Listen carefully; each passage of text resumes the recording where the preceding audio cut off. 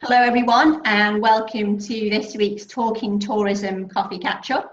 And as always, the catch-up is recorded and stored away safely with us here at Visit Lincoln. Now you're all on mute just as usual, so there's no need to worry about your background noise. And if you've not joined us before, welcome. And if you'd like to ask a question, you can use the chat box and my colleague Jess will read that out for you. Or you can use the raise your hand facility, which is found when you click on the participants button at the bottom of your screen. So this might look a little bit different if you're using a mobile or an iPad, but you can always email me the questions if you want to, and I'll help you from there. So today we're going to be hearing from James Berzins, who's going to talk to us about TXGB, which is the new Visit England booking platform. We're going to speak to Marta Kuzma from Micronclean, who are an award-winning Lincolnshire-based family-run place there, and they employ over 400 staff. And Marta's going to be talking to us today on the subject of cleaning with confidence. And Charlotte Hay, the Managing Director of Healing Manor, who is another award-winning business from Lincolnshire, and they're going to talk about how they've diversified during lockdown, how they've kept their staff safe and the facilities clean, and how they're going to be welcoming their guests back. So this week it was, I think, a case of stand by your beds, because on Monday we all wanted, we wanted it to come, and it did. We waited with much anticipation for the news that the hospitality and tourism industry was going to get the green light to open. And I'm sure that many of you are now super busy preparing to welcome your guests and your customers, clients, and you only had about 11 days, I think, from the announcement to actually be in a position to open. So it doesn't give you long to prepare, but it was great news. And I just want to say very quickly that I don't want to forget about those who work within our hospitality and tourism sector that weren't included in that announcement. And I know that we at Visit Lincoln will continue to lobby and campaign in order to help more businesses open. And I would hope that as a sector and as a group, that you agree with me in saying that our heart really goes out to those who weren't able to open just yet. And I really look forward to being in a position that we can welcome them and say, hey, you're all open again, because that'll be great. Got a couple of things to mention this week before we start. So one was really great news. I don't know if you're aware, but Lincoln University was ranked as one of the world's greatest young universities for the very first time. So Lincoln is already ranked amongst the top 20 universities in the Guardian University Guide, but this is a new accolade, and this recognises the university's growth and success across the globe. So congratulations to them, and I'm sure that we'll have lots of interest in Lincolnshire now from other parts of the world, which is only great news for us all. And I don't know if any of you saw it, but on Wednesday evening, the cathedral was lit up in green and it looked beautiful. And this was to mark St. John's Day and to celebrate the work of the charity of St. John's Ambulance. So I think it was a really lovely gesture. I'm also pleased to say that the council will be opening additional toilets in Castle Square from the beginning of July, and this will mean now that both uphill and downhill have toilets, as the bus station toilets were always open. And I know the council have been working really hard to ensure that this was done with the public's health and safety at the forefront of their minds, so that's great news. And just another bit of great news for small ones, for little ones, and probably lots of parents. We're delighted to hear that the news that Rand Farm is going to be opening along with lots of others on the 4th of July. And Rand Farm are actually going to be joining us next week to talk about their experiences and what's coming up in the future. So a little bit of a quick roundup from me, but for more news on sort of a roundup of what we've been doing at Visit Lincoln and what we've all been working on and what's new, if we can go to Charlotte, and Charlotte, if you'd like to give us an update, please, on what we've been doing at Visit Lincoln this week. Yeah, of course. Thanks, Samantha. So hello, everybody. Yeah, I'm Charlotte Goy. I'm part of the team at Visit Lincoln. So what I wanted to do today was just talk you through some of the conversations that we've had from businesses and some of the comms we've had with Visit England and also the district councils and county council across Lincolnshire regarding the latest guidance. So as Samantha mentioned, we got the news on Monday that Boris was going to be giving the update on Tuesday, and then we were all stood ready Tuesday lunchtime to get that announcement. So what we currently have now is we have the official government guidance for the visitor economy, and that can be found, well, we pushed it out through Visit Lincoln. You can find it on our corporate website. It's also available on the Visit England website as well as the gov.uk website. So I think overall it's informative, but it's still a little bit patchy. So we're still looking for clarity on some of the areas that it's highlighted. But what it really focuses on is the need for businesses to do the risk assessment. And I think, you know, overarching everything is that risk assessment where you can apply the guidance to your individual business. And I think there is, because tourism is such a diverse sector, you know, that is an element as business owners we have to look at, you know, the way our business is set up in terms of the built environment, but also the way that we service people as well. So risk assessment and applying the guidance that's being published by the government to your individual business settings. Now, there was quite a lot in the guidance about changing behaviours of consumers and guests and visitors. And again, you know, reading in some of that detail, some of the feedback we've had are things about encouraging people not to talk too loudly because of, you know, sort of the spray it might emit and how that works in a hospitality setting, touching things. But I think overall, as business owners, we've had a couple of weeks now of getting used to the retail guidance, and actually an element of this is a common sense approach really to how you would keep yourself, your staff and your visitors safe. The gov.uk guidance is kind of split into two sort of levels. So the top level guidance is around what businesses need to do, and then what they've then done is they've then split it down into sector specific guidance where you can go to trade organisations and industry bodies who perhaps go into a bit more detail about how you can actually apply it in your business. And I know some of the questions we've had about that is the gov.uk website is signposting to trade associations which have memberships around them, and people are asking how can they access this information if they're not part of a membership. So we're just looking into that in terms of how we can fully make everything accessible to everyone. But again, it goes into the sector specific guidance goes into movement of people, movement of staff and visitors, the stuff you would expect like cleaning, shift patterns if you've got a large number of staff, and also movement of goods as well. So that's everything that's been issued sort of in the last 24 hours from the government. And like I say, I think Jess is posting links to that now on the chat section if you want to have a look. Over and above that, at 8:30 today, Visit England sent an email out announcing their good to know industry standard mark. And if anybody who's sort of followed any of our comms over the last couple of days, you'll know that we've been working with Visit England on this industry standard, which businesses can self-certify themselves through to say to, again, their staff, their customers, that they have taken all the necessary steps to make sure that they are a COVID secure business. So this online portal was launched at 8:30 this morning, and it's something that we've been eagerly waiting for. And again, at 9 o'clock this morning, I had a chat with a couple of businesses who had already filled it out, and their feedback was that it was very straightforward, it was very simple. I've just done one for the Visit Lincoln office, and what you do is you register a username.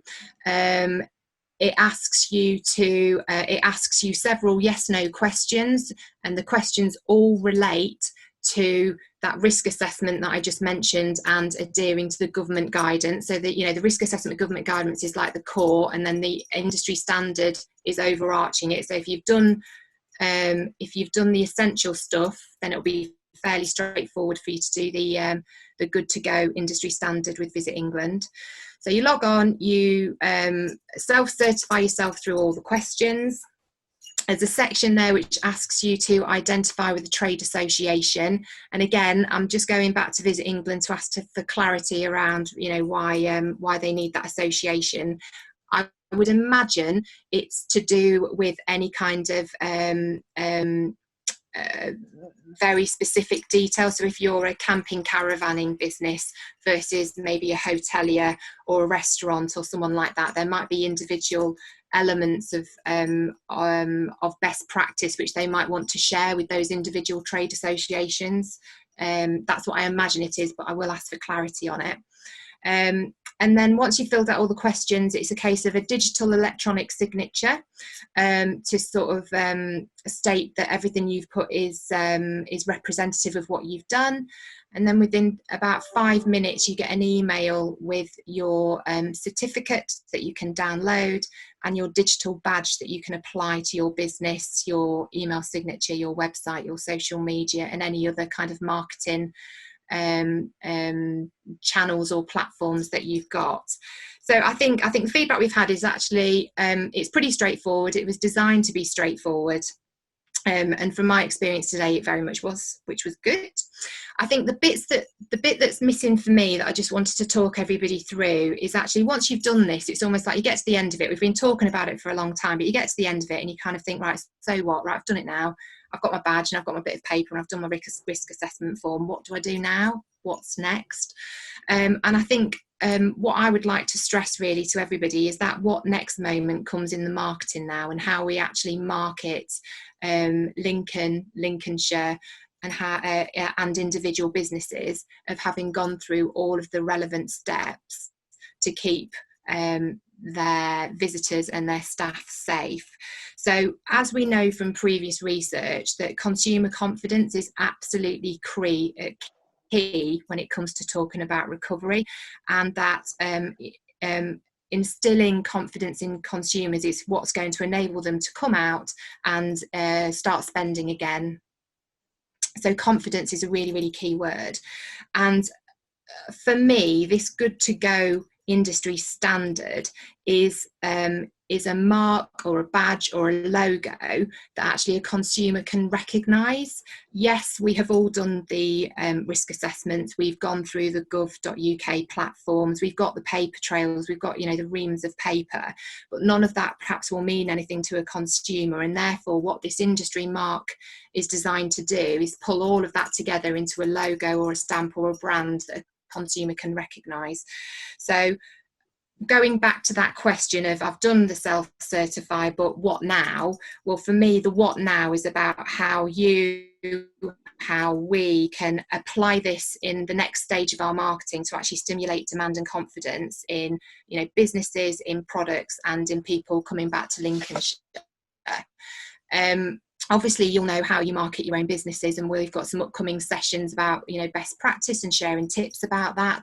But it's really, really important that if you have done this self-certify portal and you've got your mark, come back and tell us as a team, because what we can do is we can then make sure that in all of our marketing and across our websites and our campaigns, we can make sure that the work you've done is properly communicated to people who might be looking to Lincoln and Lincolnshire as somewhere that they're planning to visit. And that's really, really important.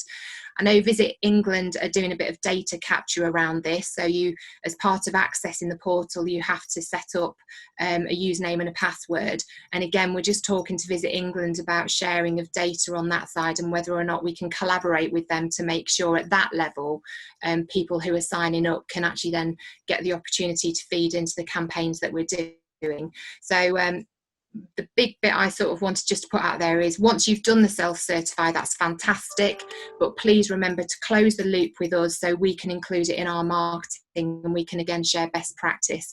We're doing a little bit of development work on our website at the moment, so we've got specific campaign pages and social media activity around businesses who have done everything they can to keep their premises and staff and visitors COVID secure.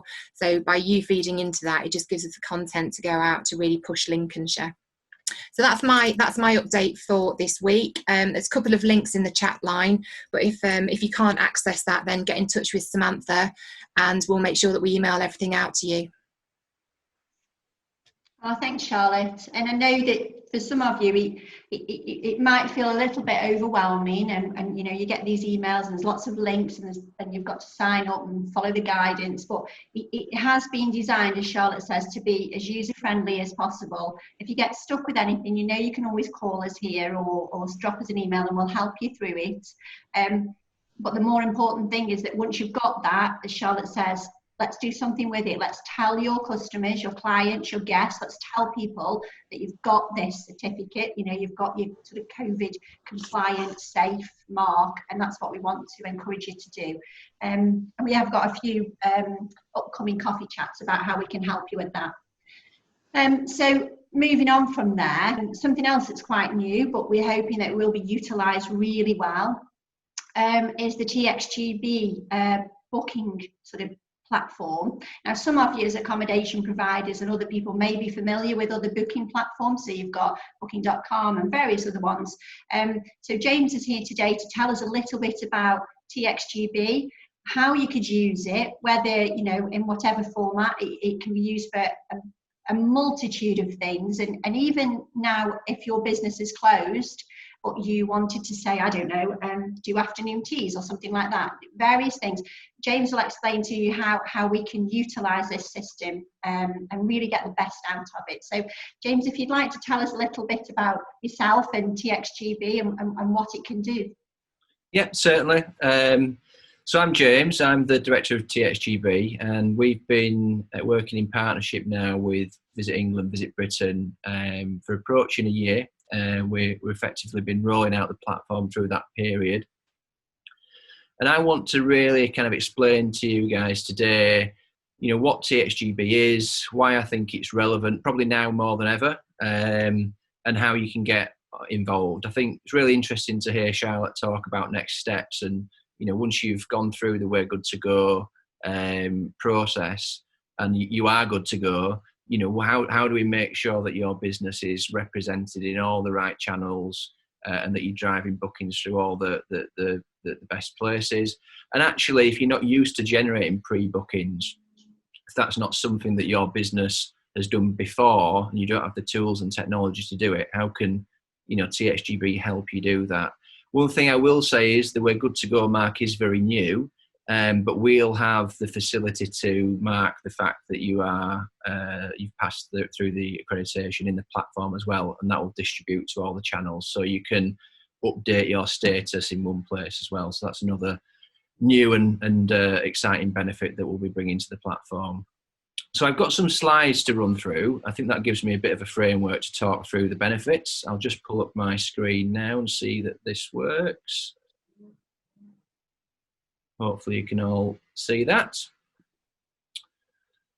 So really, you know, we're working with members of the tourism industry across various different aspects, working closely with Visit Lincoln as a destination organisation, but recognising that the majority of people on this call will be suppliers of a tourism product or looking to get into supplying a tourism product.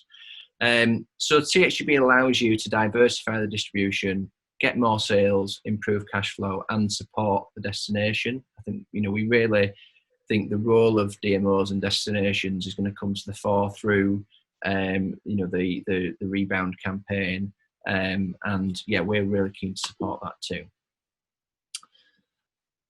So, as I said, we've been working in partnership with Visit Britain. Our goal is to unlock the full potential of the tourism industry, and that's what we set out to do, recognising that tourism in the UK represents about 10% of GDP, so it's a huge sector, and it's finally got its sort of prominence with the UK sector deal, and we're sort of proud to be part of all the initiatives that have come out of that. Another element of this is to really help destinations conduct smarter marketing, and that's why we want to generate a relationship between industry, destinations, and the consumer. Very practically, what TXGB will allow you to do is it allows you to create bookability on your own website and social channels. So if you're not online, if you're not selling product online and pre-bookable, you can do that very, very quickly and easily through TXGB. We want to be able to integrate your product with any local and national campaigns. There are a number of national campaigns coming through, and I'm sure as Samantha and Charlotte mentioned, Visit Lincoln will be running their own campaigns. We are integrated with Visit Lincoln. Visit Lincoln are what we call a distributor in TXGB, and we're going to be pursuing and working to support Visit Lincoln on how they get that destination campaign up and running. You can then distribute your product more widely. So new, niche and established channels are all in there. So the likes of Booking.com and Expedia, if you're an accommodation business, are available. But there are other niche channels as well. And particularly, we look across the entire cross-section of accommodation, attractions, tours and events. What's exciting for me is seeing the new channels come to life and TXGB making that possible. And finally, I think the other key point in terms of what it does is it allows you to manage everything in one place. So, we can get that diary in one place. We make sure that you don't have double bookings as a result. We can end the problems that arise from allocating product in various different areas across all of those different channels. So to put it in a diagram, this is how it works. TXGB is essentially the sort of true centre of the market. That's the territory we're trying to occupy. And what we want to do is connect suppliers on one side of the market to consumers on the other side of the market. And in the middle, there are booking systems and different technologies that connect into TXGB, and there are lots and lots of distribution channels. And sat around and on top of that, we think destinations have a role in delivering smart and effective marketing for their area. And TXGB effectively creates this harmony, creates this better market. It's an established model. The concept of an exchange has been up and running in Australia for many years. The technology went into Indonesia about 3 or 4 years ago. And the UK is effectively one of the leading countries around the world that have got the exchange up and running. We're seeing the benefits of that right now. So why are suppliers joining us? And I think this is the really interesting part. We've got about 7,500 suppliers on the platform. We've been live since June last year, so we're approaching our sort of 1 year birthday. In fact, no, we've gone past the 1 year birthday. It's July. So we're excited to be live for around a year. And what we do for businesses who are suppliers is we help them optimize commission costs. So because we've got low commission, unique channels in the platform alongside established players, you can find the right mix. You can test and learn as you go, and you can figure out which mix of channels works for you. The direct payment channels that we bring to market, which are completely unique to TXGB and are made possible by the infrastructure that we've put in place, make sure that you're paid directly at point of sale. So you get that cash flow straight away and you get the customer data. We know that it's quite a hot topic in the supply sector around the way that cash is passed from the consumer and the data that is accessed and accessible in a GDPR compliant way. So this builds a really strong relationship with the customer. It also helps support destinations. So these direct payment channels, in a lot of cases, are destinations and DMOs like Visit Lincoln. And we're really passionate about driving them in particular because we think that the data transaction and the way in which we make that destination bookable with lower commissions than usual, and with all of that commission going back into marketing and regenerating the region, it creates a virtuous loop. And there's no other way in which, there's no other scenario in which bookings do that. So we're really proud to be sort of powering that and getting more destinations on board all the time. It's also easy to join. We've got more than 70 ways to connect through various different booking systems and channel managers. And if none of those work for you, there is a way to connect directly. So there is absolutely no barrier to anyone joining.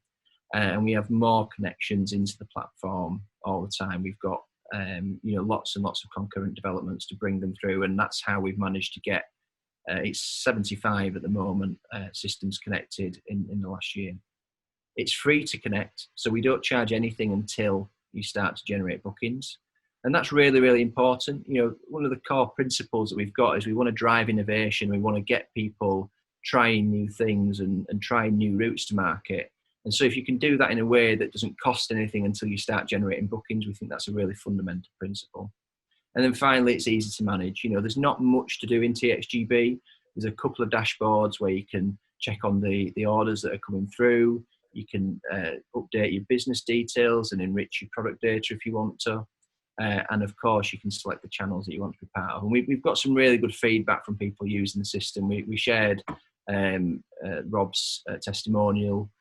Rob's a guy that runs a food tour in Manchester. He's one of the first people on the platform. He was taking bookings over Christmas and wrote us a nice testimonial, which was nice. So in fact, this week we hit 100 distributors on the platform. So we're really proud to have started to bring more distribution channels to market. There are, like I said, different categories of channel, different types of channel, and I think they all have a role to play in the market. You know, new and niche channels offer something different, and they offer competition to the established players. Destinations, I think, like I said before, have a really key role in promoting and marketing and creating calls to action for their area. And then obviously global OTAs play their role in driving volume and bookability in international markets.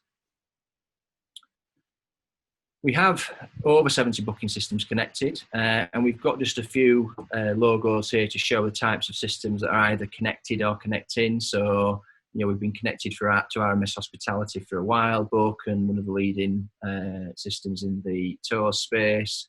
We're about to start our connection with Guestline, brands like Caterbook that have been established in the market for some time but have got a completely new product to connect in. So there's lots and lots of different avenues to connect, and we are building that out all the time to make life easier for people to connect to us. And then TX Load gives you an option to manage everything in one place. If you don't have a system, or if your system's not connected yet and you want to get into the market and take part in the campaigns, you can use TX Load. And our team will do training and help you in accessing that platform. So how do we get started? It is very, very simple. You could be on TXGB, I think, in under an hour if you were dedicating some time to it. We ask that you claim your business so we know who you are.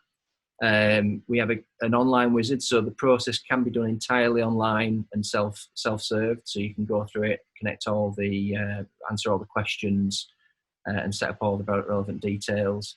And of course, as soon as you're connected, the channels are available. You can get your own bookable links, so your own direct payment channel of your own onto Facebook, onto your website immediately, and you can opt into various channels immediately as well.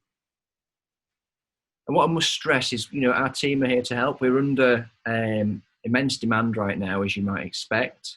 We do have a helpline. We do have a support team that will help you through. We can arrange with Visit Lincoln routes and avenues to help specifically if we wanted to arrange, I don't know, additional webinars or maybe even one-to-ones with individual businesses that want help accessing the platform. There's a range of different things that we can do to help you. Just let us know what you need, and we're here to help. Thanks, James. I think it's a really interesting platform, and I know that Charlotte and myself have been talking to lots of partners about this, and I think that, like you said at the beginning, even more so, there's a need for this, and actually there's a way that you can use this to almost track and trace people. So maybe as a restaurant owner, you could ask people to, you know, have set times, couldn't you, James? Am I right in thinking that? And that would be... Yeah, so I think that's a really key thing that's come out of this last few months, the transformation from traditional business to pre-book. So to pre-book, to know who that customer is and have contact details for them, I think is really, really important. And I think whatever type of business you are, there is potential for a pre-book model that helps you manage demand. I think, you know, one of the challenges we can see is understanding what your demand is going to be like and how you then make sure you staff on that particular day for that demand. And the best way to do that is through pre-booking, so that you've got an accurate view of what demand you're going to have that day. Pre-booking also means that maybe you sort of start to fix down the product. So if you're a restaurant, maybe you do a fixed menu with a pre-book and time slots so that you know exactly what you're delivering on that day. So I think that there's ways in which TXGB can help with that, because the TX Load tool allows you to create those bookable slots. It gives you the ability to generate a digital ticket that you can validate with people when they come through the door. And they can pay in advance as well, so you know that you've got that cash flow and you can afford to pay those people to deliver the service. I think that's really, really critical right now. Yeah, and I think as well the fact that in terms of commission, the money is actually coming back into Lincoln, which is vital for our economy, and I think is a really big plus point. We're all here to help each other, and I think the fact that we can give something back into our own sort of business economy here is vital. Absolutely. I think creating that virtuous loop, so that we make sure that any commission paid is doing the best it can for the area. I mean, ultimately, all businesses in the area benefit from the destination doing well. We've seen actually in some other, I was speaking to one of our global partners a couple of hours ago, and they were saying that in places like Spain, a lot of the local businesses are really banding together to support the destination. I don't think they have the same benefit of DMOs that we do in this country. And it's interesting to see those things happen organically. I think we have the ability to do that in an organised way with the likes of Visit Lincoln.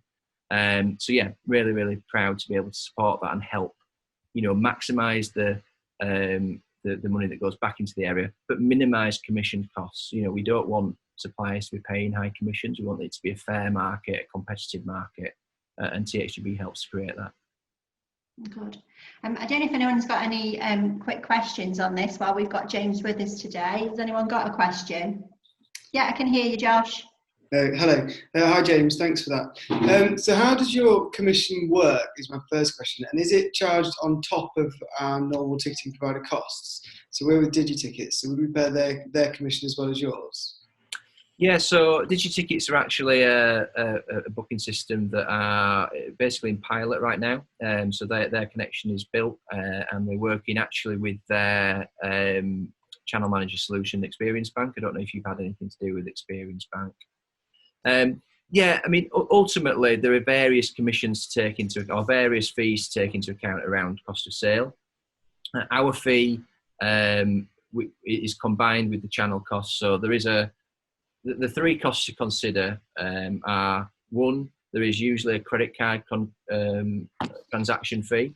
That's with any direct payment, you'll pay something on your credit card, usually about 1.5%. That's through Stripe. That's obviously a completely separate business to us. TXGB itself charges 2.5% for all transactions through the platform. So if you're generating a direct booking through TXGB, you'd pay 2.5%. If you're generating a transaction through any of the channels, depending on their commission structure, you'll pay their commission. But one of the unique things is that where we've got the direct payment channels, the customer payment goes straight to you and the commission is charged after the fact. So rather than how it works with, say, I don't know, TripAdvisor or if you're an accommodation provider, say Expedia, that they will hold the cash and they will hold the customer until that customer fulfills that order, which is an established model and works really well. There's nothing wrong with that. But to offer a different alternative, the direct payment route does work really, really well, and it means that you get all of the consumer funding straight away and the commission is charged after the fact. Okay. My other question was about integration with EPOS, but if it goes via the DigiTickets portal, then it would work with our EPOS anyway, so that's not really a question now. With the pandemic, we are actually looking at different EPOS providers. We can see that actually EPOS integrations might be something that comes to the fore. So, large players in the UK like EPOS Now and the likes, we are pursuing those avenues. But yeah, whatever systems you're using, we're more than happy to discuss it and let you know where we are in discussions. We've done research that gives us about a list of about 900 in the UK to connect. So we are, less than 10% of the way through our journey on that front. But we do want to connect up as much as is physically possible.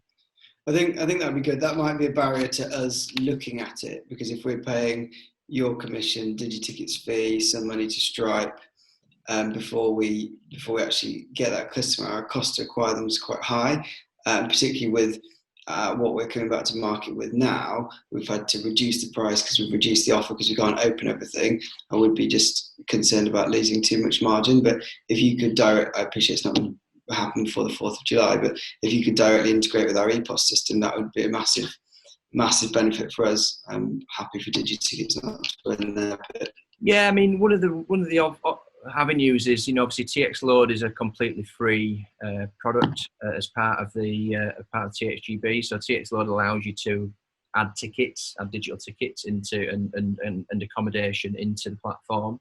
So that is a streamlined way of making sure that there are no other costs involved.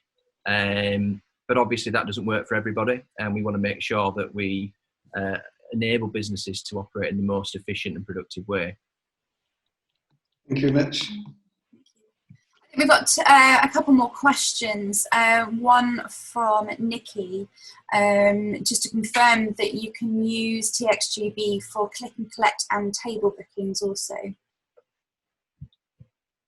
Yeah, so the way that works is, obviously if you think about what you're actually selling there, you've got a ticketed product. It's a time sensitive ticketed product. So say you have say you're doing afternoon teas by collection, and you wanted people to collect at a certain point in time, and it's a fixed price product that's bookable in advance. You can absolutely do that sort of thing. That to us is kind of an experience really that you're selling. It might be something that you would usually do in your own venue, but if people are just coming and collecting that, then yeah, it works just like any other kind of ticket. That's brilliant. Any others, Jess? So could you have menu items so they have a select from a list and then pay before they come to eat? Yeah, so if you think about what you need what's classed as a bookable product. And a bookable product is something that is defined. It's got a price. It's got usually a time slot allocated to it, and it's a defined thing. TXGB is not designed to create like very variable products. So we've had a lot of discussions a good example is we've had a lot of discussions in the transport sector. And transport can be quite bespoke to which point from A to B you're wanting to travel to. So where we've had most traction in transport is with really predefined products like airport transfers and that sort of thing. So if it's a defined product that's bookable, then yes. And that's where I think, for restaurants, if you could create, table times that are defined and bookable with a defined menu that you're paying in advance, and you can start to generate that that demand and manage the flow of customers as well. Right. I really appreciate you coming along today, James, and taking time out, because I know you're extremely busy, just like we all are this week. And I know that Charlotte and myself have been speaking to quite a few partners about this, and there's interest in it. So if you want some more information, James, if you could forward and circulate perhaps those slides you've got that are a really great way of talking people through it, that'd be fantastic. And more than happy, Charlotte, aren't we, to discuss this further with partners. And if you've got any more questions, I'm happy to email them over. And I think maybe in the future, looking forward, it would be a good idea if we can get you back, James, and we can do a little bit of a coaching session in how to get started and what to do.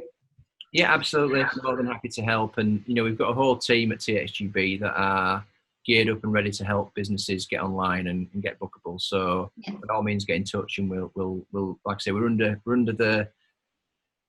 demand at the moment because everybody wants to be bookable, but we are coping and we will help everybody. I think if I can just add in here, I think online bookability is absolutely key, not just now, but for the future as well. I think feedback we have from a lot of businesses is that setting up the systems and buying into the software is actually a barrier to growth. So, a platform like this allows businesses to very quickly and effectively set it up quickly.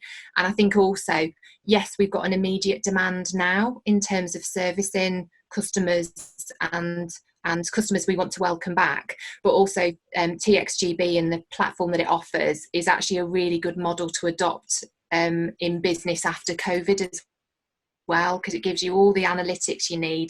It allows you to keep regularly in touch with the people who have booked, and if there's any track or trace issues that we need to pick up as business owners, we've got, we've preempted that by actually managing business in a new way. So thanks ever so much for coming on and talking to us about it, and I'm really hopeful that we can bring it to some businesses across Lincolnshire to help them in this challenging time. Thank you. No problem. Oh, thanks, James. So if we move on now, we're going to have Marta, who's going to speak to us today, and Marta is going to talk to us about cleaning with confidence. Marta's from, as I say, an award-winning Lincolnshire company called Micronclean. So Jess, if you could would you be able to unmute Marta, or can you do it yourself, Marta? And then could you tell us a little bit about yourself and the business, and then we'll talk about the cleaning. Thanks, Samantha. Hello, everyone. So my name is Marta Kuzma, and I'm part of the technical team in Micronclean. As Samantha mentioned, the company is based in Lincolnshire, and it is still family owned. We have sites in Skegness, Louth and Grantham. Our company provide high-grade laundry services and cleaning products to various different industries, including pharmaceuticals and healthcare. So today I'm hoping to give you some tips that will help you planning your reopening. I will start with washing of your linens, because I'm sure that will be something that will be applicable to quite a lot of you. You may have heard from media that COVID-19, or the virus that causes COVID-19, is an envelope virus. It has a fatty protective layer that surrounds the virus. And the best way to kill the virus is to destroy that layer. And that actually is a good news, because we can do that by using products which you would normally use when cleaning fatty stains. For example, soaps, detergents, or 70% alcohol products. When it comes to washing your linens, the main thing is that you wash your linens at minimum of 40 degrees centigrade. Ideally, you would want to wash it at higher temperatures, based with the care labels on your product. So you might wish to check the labels to see what that maximum high temperature is and wash at that temperature. The key thing about cleaning is that you use plenty of wash detergent. So in case of the virus, it's not the temperature that kills the virus, it's the detergent that kills the virus. So you always want to make sure you add plenty of wash detergent to your wash. If your laundry is washed externally, you may wish to check with your laundry provider that their cleaning programs are appropriate for that. So a lot of you will probably operate with a number of different sets of your linens, whether they're towels or bed linen or tea towels. It's very difficult to say what the ideal number is, and I think that depends very much on the business. But having 3 sets of your linen will allow you to have 1 set in use, 1 in storage, and 1 in wash. And also a good practice is to rotate your stock rather than using the same pieces all the time. You've probably noticed that majority of the linen are white. The reason they're white is because they are the textiles are bleached during production process, and that makes them compatible with high temperature cleaning and bleaching. This obviously makes your life easier, because you can clean your stains by washing that linen at high temperature and use the bleach. It also looks clean, and it gives you that perception of cleanliness, and the customers feel comfortable when they use the linen. Colored linen, on the other hand, may fade when you wash it at high temperatures, and you can also experience color bleed. So how do you prepare your linen for reopening? Again, this is very difficult because every business is different and it depends on, you know, how big you are and what linens you are using. But there are probably a few things that you may wish to consider before reopening. So how much linen do you actually need to rewash and refresh before reopening, and how long will that process actually take? Some of you will probably wash them internally and some of you may wash them externally. If you do wash them internally, it would be sensible to check the level of your wash detergents. As I've mentioned before, you may be adding more wash detergent into the wash. So making sure you've got plenty in stock is a sensible thing. And if you don't, obviously trying to find out whether you can purchase additional amount of detergent. If you are using external laundry suppliers, it would be quite sensible to get in touch with them to actually ask if they're operating. You probably know that the lockdown hit laundries quite bad during the COVID-19. Most of them have actually closed down and most of the staff have been furloughed. And I know that some of them are still not back to full capacities and many of the people will still be on furlough. So it would be a good idea to find out whether they could accommodate your needs for linen washing. And just some of the more general cleaning tips for you, because obviously you would need to no doubt conduct some risk assessments in your businesses and introduce certain measure in order to keep your staff and the customers safe. So you will need to make sure that you clean your interiors of the business in an appropriate way. So there are a few things here that you can do to make sure, you know, that you ensure the safety for the customers and your staff. So you probably know from the media, it has been repeated many times, that the best way to stop the spread of the virus is social distancing. And maintaining that social distancing will give your customers a confidence that they are safe. So you may wish to consider what kind of social distancing measures are possible and achievable in your business. For example, clearly marked queue spacing. You have probably noticed them in a lot of supermarkets. One-way system as well. Typical example is the supermarket. Limiting number in certain areas. So again, that will ensure the safety of your staff and the customers. And also that will allow you for the social distancing. You may also introduce regular cleaning of the card readers if you are using them in the business, but you can also opt for contactless payments, which removes completely the need to touch anything in there. So the more the better. So you should probably try and avoid touching things as much as possible. What you can also do, and I think that's a critical thing here, is looking at your cleaning schedule and increase the frequency of your cleaning. Specifically, the high touch areas are very critical. Things like handrails, door handles, toilet handles, taps, light switches. They should all be cleaned at least once a day, but higher frequency may also be suitable. And the other thing is probably looking a little bit outside of the box. Can touching these things be avoided? So can you introduce some innovative ways of opening door without touching the door? So I'm sure there will be something out there already that you could probably adapt in your business without this, you know, big expense. So for cleaning in your areas, in your business, again, I will relate to the fact that the virus is killed by destroying the fatty protective layer on it. So you will be using exact same products for cleaning your internal areas. So that will be your detergent, soapy water, alcohol-based product, or chlorine bleach.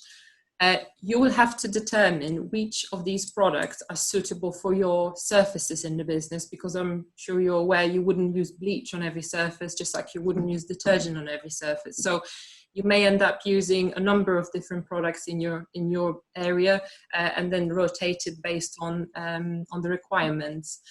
If none of the above is something that you can use in your business, you may then consider steam cleaning, because that's also a suitable way of cleaning. It is recommended that disposable mops and cloths are used when cleaning. And when you finish cleaning, you have to discard them in a sealed bag. And again, something that has been said many times, you should wash your hands in fresh, warm, soapy water for at least 20 seconds. providing a hand sanitizer in your business may be a sensible thing, because hand sanitizer is the next best thing after washing your hands. So providing hand sanitizers to your staff, but also providing it to the customers. So you might want to look at the high traffic areas again. That will probably come up in your risk assessments, I would imagine.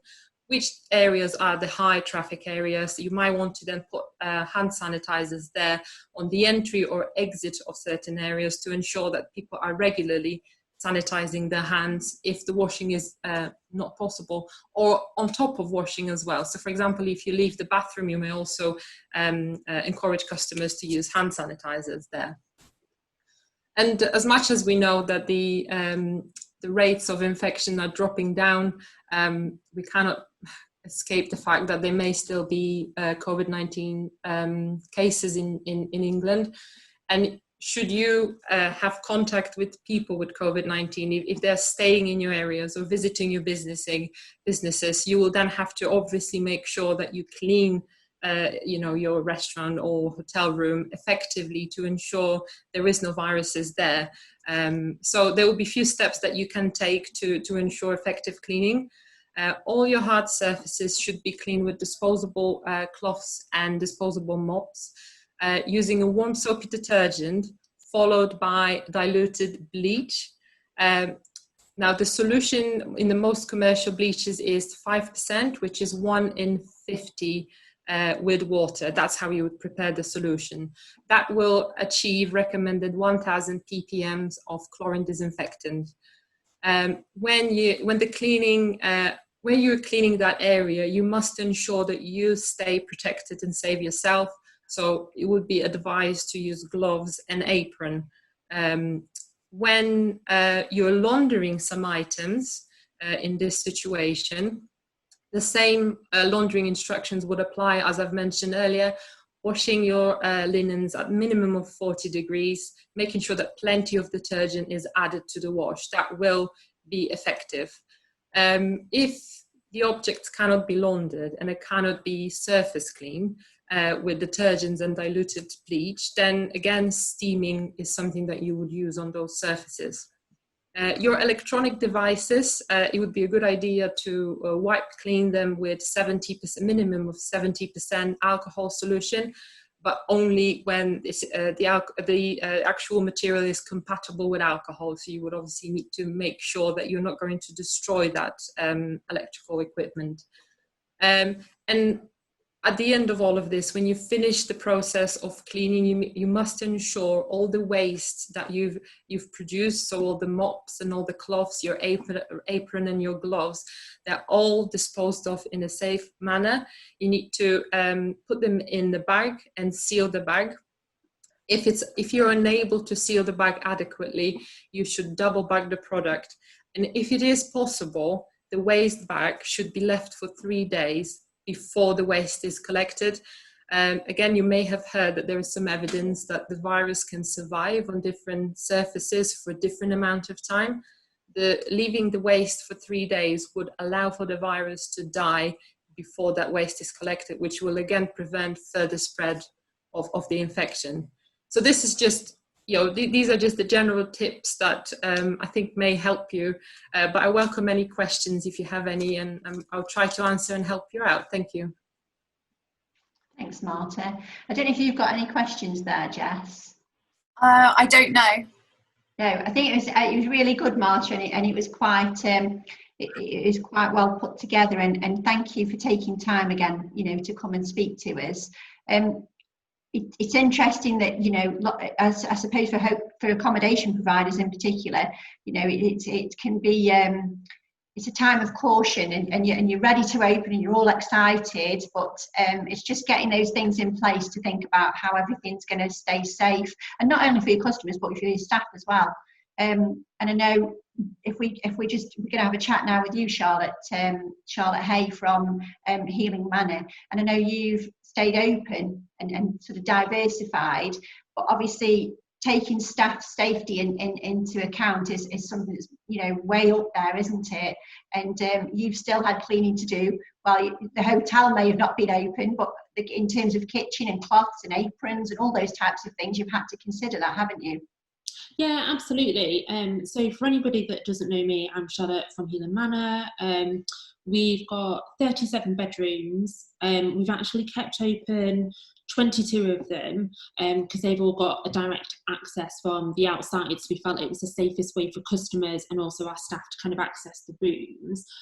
We're also home to the Pig and Whistle, which is obviously closed, and function rooms, which are closed at the moment as well. In terms of our staffing, what we did when lockdown hit was a small number of staff that wanted to carry on working. I think there was like 5 of us in total, all moved in on site. So we do have the luxury of space.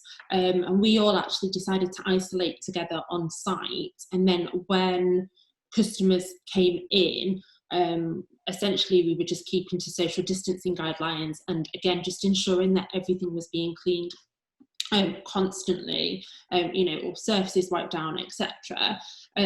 Supply has been an interesting one for us. Cleaning, in terms of our laundry service, so we actually had to bring a lot of the laundry in-house, and then in terms of food as well, because a lot of products were of shortage in the beginning because of the mad dash for toilet rolls in the supermarkets, etc. So a couple of the things that we've kind of done since essentially the 22nd of March is we set up a takeaway service. That was like a click and collect service from the car park. So we're still running that. And I think we're actually going to probably run it until at least Christmas now, because it's such an important revenue source where we're going to have to restrict our numbers in the restaurant once we're able to reopen. We also kept some of our bedrooms open, which I've just mentioned. This was predominantly for key workers, so not so much NHS staff, but more food manufacturing, people working on the wind farms, etc. Some companies have actually used the room for quarantining their staff, so if people have kind of come in from offshore or they've flown into the country. We've completely stripped back everything that we've done in terms of service. So we've introduced a room service only system. The kitchens remained open 7 days a week, with essentially 2 chefs in, one my partner Steve, who I'm sure quite a few of you will know.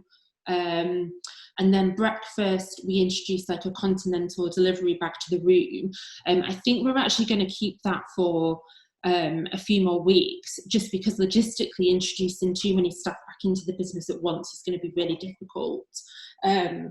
Another thing that we've done since lockdown, which I know Samantha you know about, is the charity side of stuff. So we're very conscious to support our local community. We've been baking bread for the village. I think we worked out it was like over 2,000 loaves of bread. We've raised £23,000 to support a local homeless charity. We've provided, I think it's like 6,000 care packages. And I think it's over 10,000 meals, which is a bit bonkers in the grand scheme of things, but it's kept us busy. And then we've supported our staff as well, so we've provided them with care packages. Steve's done a few cook-alongs, and we've just been really conscious to keep that presence out there online. In terms of reopening, I think for us, we're conscious not to rush into things, so we need to make sure we can invest in the new technology. Staff are trained, staff are comfortable, and also I think so customers are comfortable as well. We're going to gradually reopen the house, which is another 15 bedrooms, but we're just conscious that as soon as we start letting customers in, are they going to adhere to one-way systems? I'll put my hands up. I went into the petrol station last week, and after walking around the petrol station the wrong way, realised there was arrows on the floor. And I just thought, God, actually, are customers going to follow this? And I think it's about preparing the team to ensure that we're all comfortable in meeting social distancing guidelines, washing hands, standing far enough away from our customers and still being able to deliver that service. I think it's very difficult for, sometimes I think people don't appreciate, if you work in hospitality, it's really, this social distancing is so difficult. Because naturally by nature you want to welcome people, and you're bringing them into your business, and it is hard. it's hard for staff, and it's almost like you're trying to teach them a new way of being able to work and still deliver that excellent service, but at a distance. Yeah, completely. And it's like we're looking at the moment, obviously, at all our booking systems, pre-booking tables, etc. And QR codes is like a big sticking point for us, because we're like, do we introduce that? It's something that we're exploring, but actually, does that take away from what we're about? Something that we are doing is we're going to stick to 2 meters between each table. We're lucky that we've got the space to be able to do that. And actually that does mean that you can still keep that meter distance between the table and the staff and not encroach on somebody else's space. And I think a lot of our customers, they want that experience, and as soon as they're like sat there on their mobile phones, it completely takes away what dining out is about. And I think the whole face mask thing as well, is that going to put people off? So yeah, it'll be interesting to see how the next couple of weeks pans out. Yeah, well, I wish you all the best, and I'm sure it'll be a success. And it's all credit to you. And not all businesses have been able to diversify by nature of what they do, but it's great that you did. And I know that the work that you've done in your local community is very well received and much appreciated. And your charity fundraising is just phenomenal, and it's a credit to you all as a team. You've done a really good job. Yeah, thank you. It's not a problem. And I know that we've got Charlotte is not only a member of Visit Lincoln, she's a member of Taste actually, and Taste is our sort of food and drink side. So it's still Visit Lincoln, but it looks after all the food and drink industry. And my colleague Hayley looks after that, and Hayley's with us today. I don't know if you're there, Hayley. Can you wave? I can't see you. Oh, I can see you there. If anybody's interested in looking at that side of your business as well, so looking at the food and drink, have a chat with Hayley, get some advice, maybe join Taste. Hayley's email address is just like mine and Charlotte, so it's hayley@visitlincoln.com. And if you forget that, you can call me. But Hayley, do you want to tell people very quickly what Taste does and sort of what you look after? Yeah, absolutely. So in a nutshell, I guess it's about promoting food and drink from the county. So whether you grow and produce Lincolnshire produce, or you sell or serve produce from the county, which is what I guess the attendees here today are mostly going to fall into those categories. So grow, produce, sell and serve. It provides a mark of quality and reassurance really that what you are buying or serving to people comes from the county, or is in some way has value added to it in the county. So it gives your consumers the reassurance of that. And it also provides a forum as well, the business to business benefits of the brand, that we can help you with marketing, promotion, and getting your messages out there to visitors and residents alike. Oh, thanks, Hayley. And I think more than ever now, we personally at Visit Lincoln and Taste, we're always saying shop local, give business to business, and we're always saying it. But even more so now is that it's really it's important to do this not only for our local economy, but people are genuinely wanting to support local businesses, aren't they? Yeah, absolutely. I think now more than ever, I think local producers have absolutely stepped up to the mark. They've diversified in ways that they never really thought were going to be possible a couple of months ago, or thought that it would have taken them a long time to get to that point. So they've really stepped up to the mark and absolutely delivered. And I think they've been they've been there for us through those really hard times, and it's now time more than ever to reciprocate that support and to continue to keep buying from your local butcher and baker, and to go to the local restaurant and all the rest of it. So it's very much a case of you use it or lose it, absolutely. And that's really where Taste fits in as well. So if people, your shoppers or your consumers or your diners see that mark, that's then an indicator to them that they are supporting a local business as well. So I just wanted to pick up just quickly as well. It's just something that Charlotte was saying that made me think about managing your diners or shoppers' expectations as well, and having, maybe Charlotte was saying about a slow and steady introduction, and not everyone sort of reopening on the 4th of July and just seeing how the land lies. I think in terms of shoppers and diners' experiences as well, they'll want to know what to expect when they come to you. So if you can make that message clear throughout all of your channels as well, your marketing channels, so that would help to alleviate anxiety, I think. So to make them aware that your server might be wearing a face mask, or the tables are 2 meters apart, or there might be a limited menu, or things along those, everything that you're doing to make sure that you can reopen. I think if you can communicate that as clearly as possible to your diners and shoppers beforehand, that will do a massive job in managing expectations, making sure that they know they're still going to get a great experience, and to be able to welcome them back as well. Yeah, just quality under different circumstances. Yeah, exactly. It's still there. Yeah. Well, that's great. As I say, you can contact Hayley on hayley@visitlincoln.com if you need it. We're going to wrap it up for today, but thank you everyone for joining in this afternoon. If you've got any questions, you can email them over to me, and I don't mind forwarding them on.